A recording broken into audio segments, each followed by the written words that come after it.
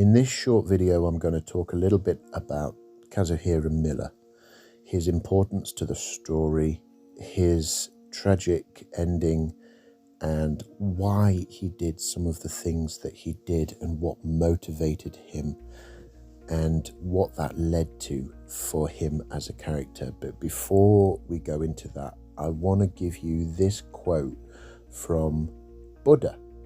This quote is about anger. Holding on to anger is like grasping a hot coal with the intent of throwing it at someone. You are the one who gets burned. So with that quote in mind, I want to ask a couple of questions. Firstly, when it comes to Metal Gear 2 Solid Snake, we know that Solid Snake was brought out of retirement and sent back into battle with the knowledge that he would have to potentially put his life on the line and find the Oilix solution, which was a replacement for fossil fuels. Obviously, Metal Gear takes place in kind of a crazy fictional timeline, and with the game being set in 1999, which was a futuristic point in time, considering the game was made it was developed in the very late 80s and released in the early 90s. And so things get a little bit murky when you start talking about that. So let's simplify. Basically, Snake thought that he was going in to solve this huge global problem. He would have to go on a stealth mission and he would be putting his life on the line. Snake didn't know that once again, Big Boss was behind everything, because of course he thought that Big Boss was dead, or he suspected strongly that Big Boss was dead and out of the picture. And there are other things, of course, in the original Metal Gear, you do hear Big Boss vow that he's going to meet Snake again. Well, with the way things work and with the way that storylines are retconned and changed and the addition of Venom Snake, you'd think, well, how can that happen? And yeah, we will get into the weeds of all that another time. For now, let's just say Solid Snake thought he was going to do this.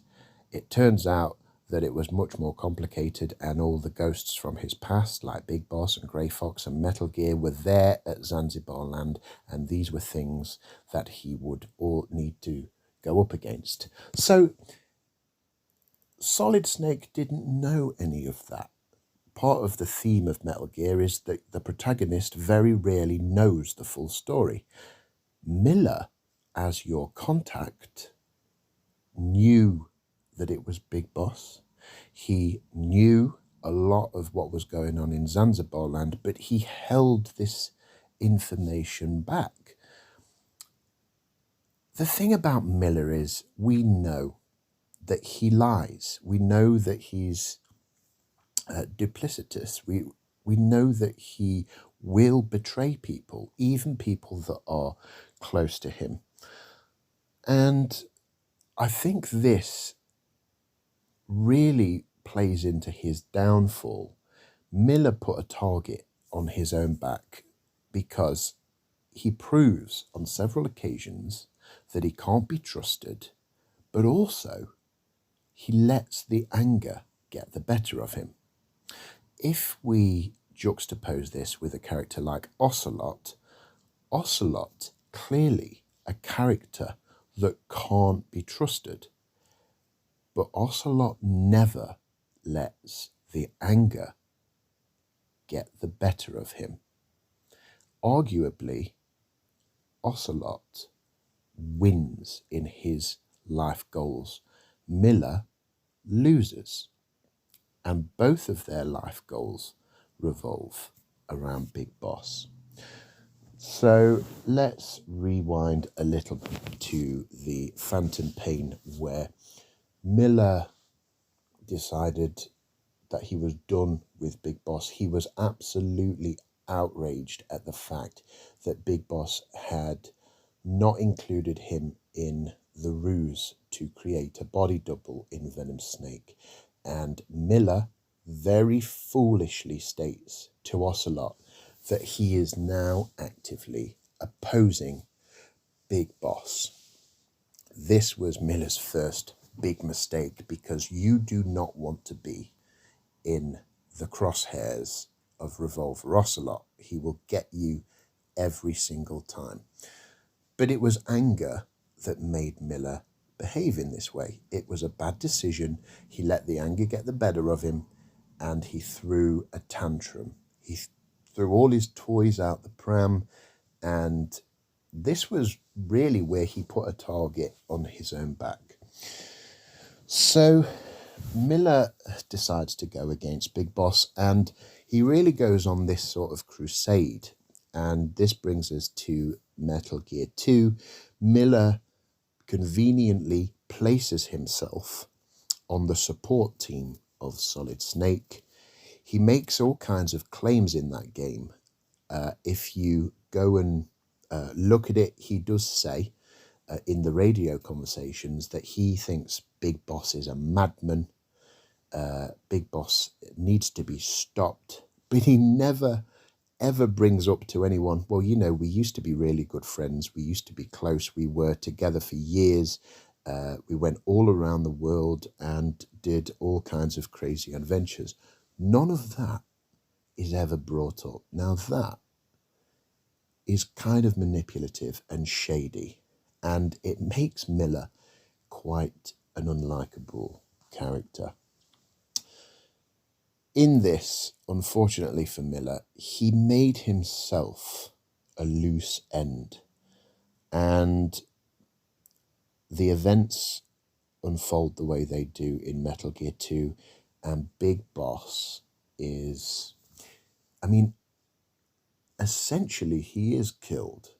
He's alive, but I mean, it's not, it's somewhere between life and death. He was put into a nanomachine-induced coma, taken from the battlefield, body completely destroyed.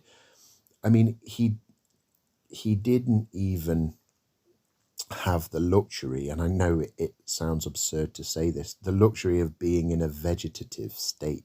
Eva states he's not quite a vegetable.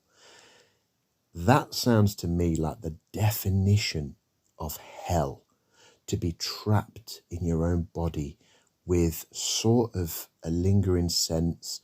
You are taken and put into this induced false coma by nanomachines. Nobody knows really what he understands. It just sounds absolutely awful. And Eva and Ocelot, as founding members of the Patriots, were aware that Big Boss was trapped in this halfway between life and death sort of state, and they were absolutely disgusted by what the Patriots did to Big Boss's body and Big Boss himself. And this was the final straw. Miller claimed that he would help bring down Big Boss, and that's exactly what Miller did. And when he did that, Ocelot obviously had to vow revenge. So Ocelot and Eva decided that with the disgraceful, horrific way that Big Boss was treated, they were going to bring down the Patriots now. And it really plays out quite simply from this point on. Ocelot always sided with the clones that would aid in his goals, his final goal of bringing down the Patriots at the end. He allied himself with Solidus, and he temporarily allied himself with Liquid Snake's Foxhound and Liquid Snake because he knew that the agenda of Liquid would eventually be detrimental to the Patriots. And so Ocelot knew that if Miller was still out there, he would come back and potentially throw a spanner in the works. And so it's very strongly hinted at that it was Ocelot that assassinated Miller before he could get involved and be on the support team. And we know that now the Americans would have gladly accepted Miller on the support team because Liquid takes the place of Miller. For all intents and purposes, Miller is on the support team. As far as Snake and Campbell and the Americans are concerned, that is Miller. So we know that he could have potentially been a spanner in the works, and it was only a matter of time before Ocelot took him out. So that's really a tragic tale of someone who just could not let go of their own ego, of their anger and bitterness and hatred.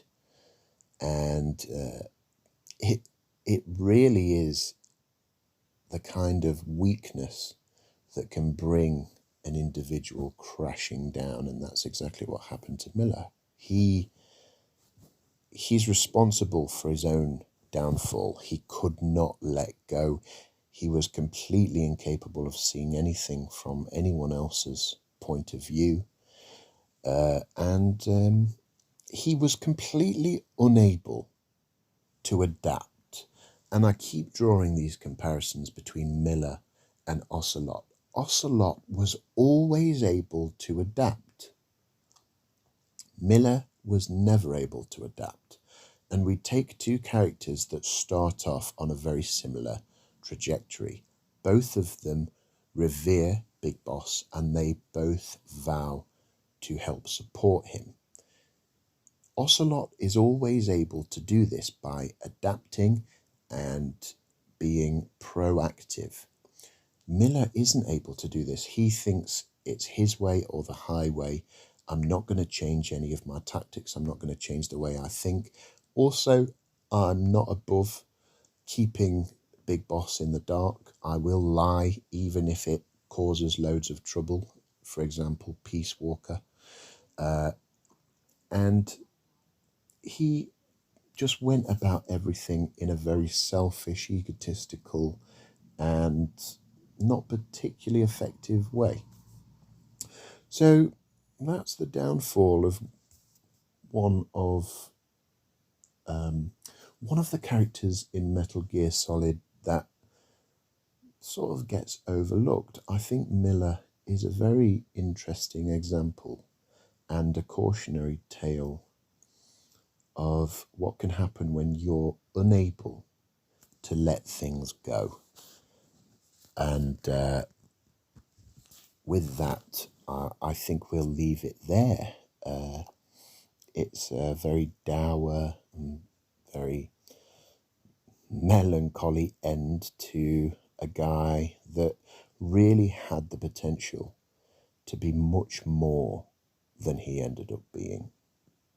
Okay, guys, thanks for listening. I'll see you in the next one.